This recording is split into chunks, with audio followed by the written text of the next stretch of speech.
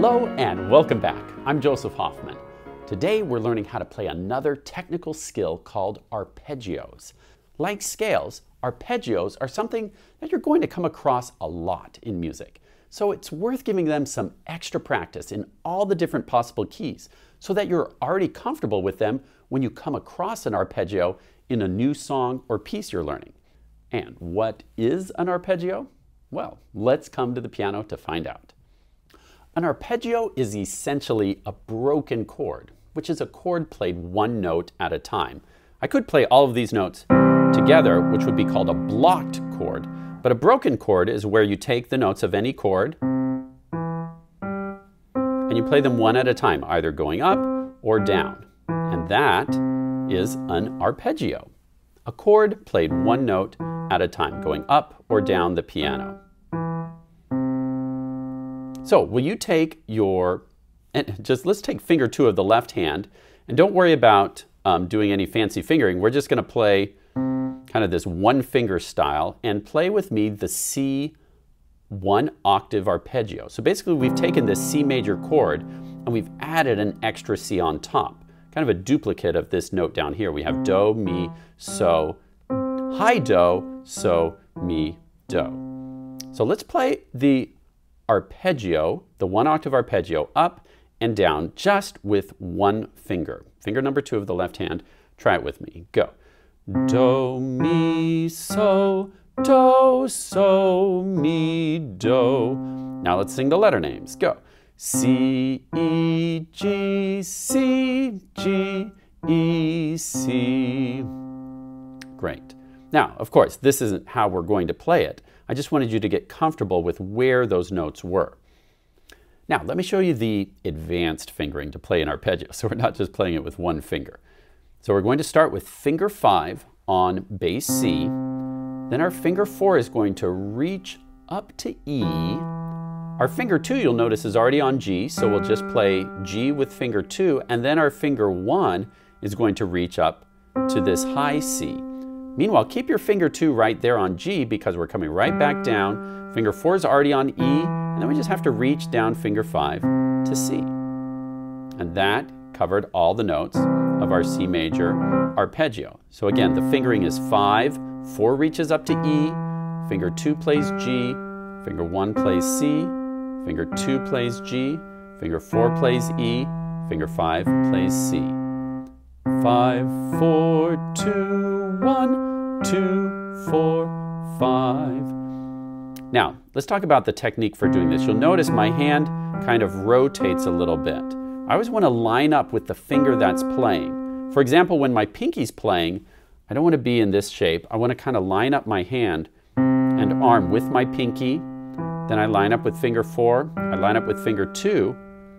Now you can see that I'm kind of turning my hand a little bit to make it more comfortable. See this kind of rotating motion of my hand as I play the arpeggio? Good. Now, press pause, and I'd like you to try that a few times.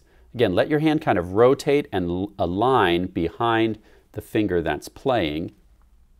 You're not trying to keep all the fingers in that position.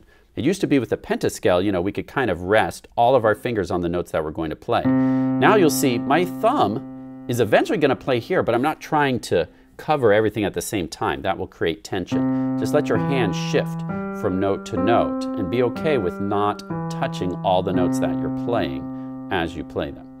Press pause to try that out a few times on your own, and then press play when you're ready to go on.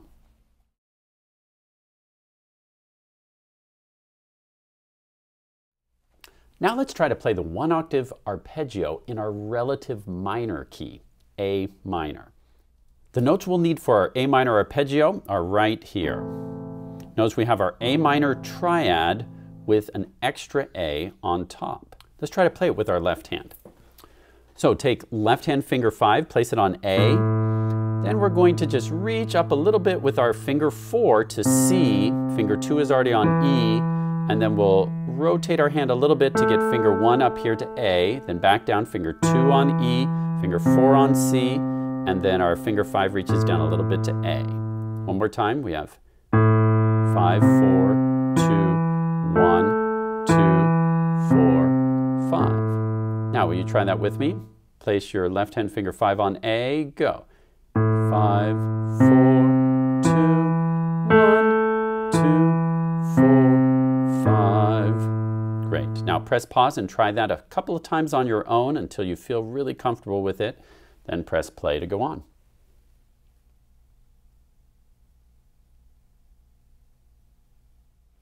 Okay, let's try the C major 1-octave arpeggio with the right hand now. Once again, let's just use finger 2 so we get used to where these notes are. I'm starting on middle C.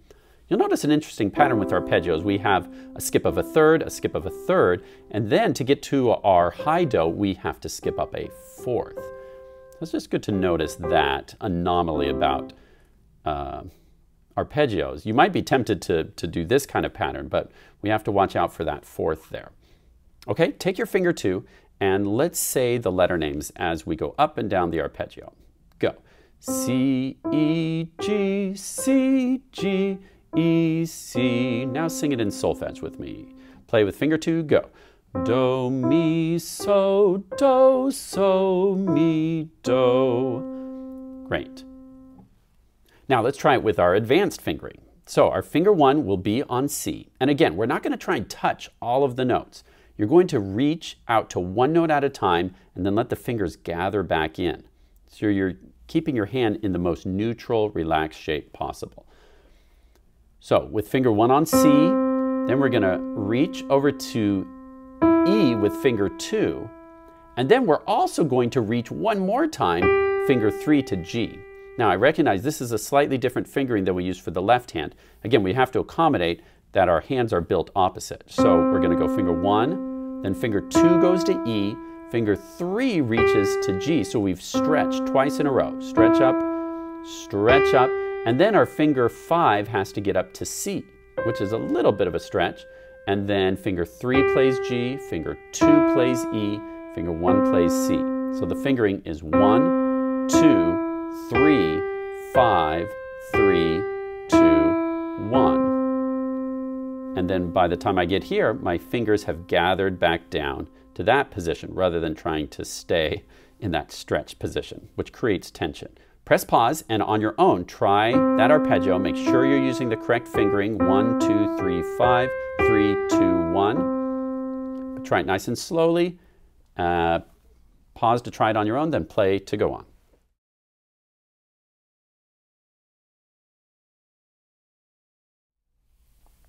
Okay, now let's try the A minor arpeggio with our right hand.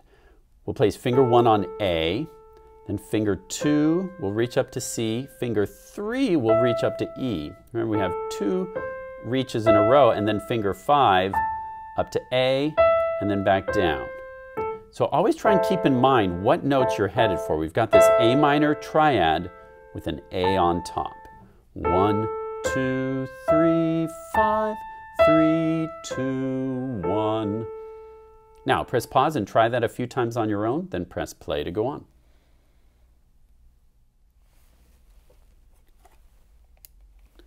Okay, I'd like to show you a routine you can use for practicing both the C major and the A minor scales and arpeggios using the metronome. Remember, we practice these so your fingers can get agile and strong, so eventually you're able to play these scales really fast. So any advanced song you get that uses scales or arpeggios, you're prepared. Now, please start slow. And that's why we use the metronome. It kind of forces you to keep at a slow, steady beat so you can perfect your technique before you try playing fast. Once you start playing fast, you can't really work on your technique. So it's like laying this foundation for your future success. So I've got my metronome set to 88 beats per minute. And I'm going to start with my right hand this time. Here's how I could play through my scales. I'm going to do C major 2 times up and down. I'm going to do it again.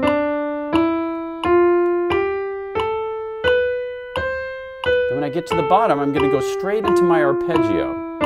But 2 clicks per note. See how you kind of slowed down here? Because the arpeggio is a little trickier, and I want to give time. We're going to do that 2 times as well.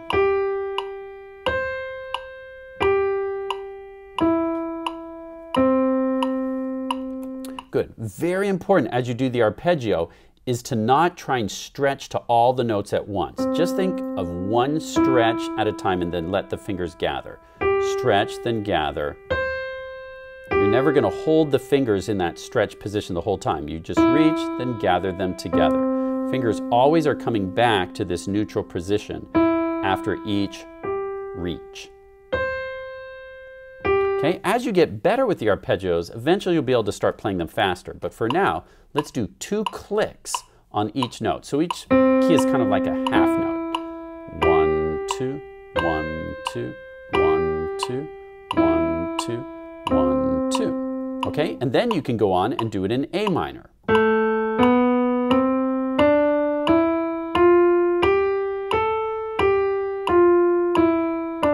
going to do that scale again. Keep your fingers close to the keys, good finger shape.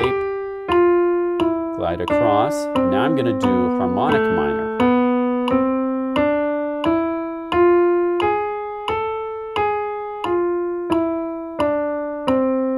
And do it one more time.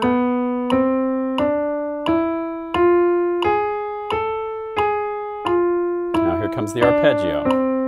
2 clicks on each note. 1, 2, 1, 2. 1, 2, and one more time.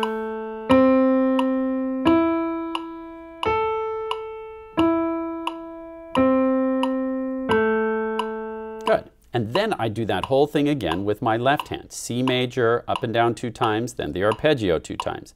A minor, a natural minor 2 times, a harmonic minor 2 times, a arpeggio 2 times. If you'll do that every day, your fingers are going to get really good at scales and arpeggios, and you're going to gradually be able to increase your metronome speed. Nice work learning how to play a 1-octave arpeggio today. I encourage you to practice your C major and minor scales and arpeggios every day using the metronome. Happy practicing, and see you next time.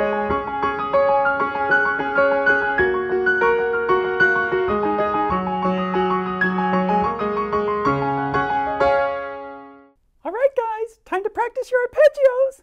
Come on, hop to it. There we go. 1, 2, 3, go. Croak, croak, croak, croak, croak, croak, croak. Ah, nothing soothes the soul like a good amphibian arpeggio. Croak.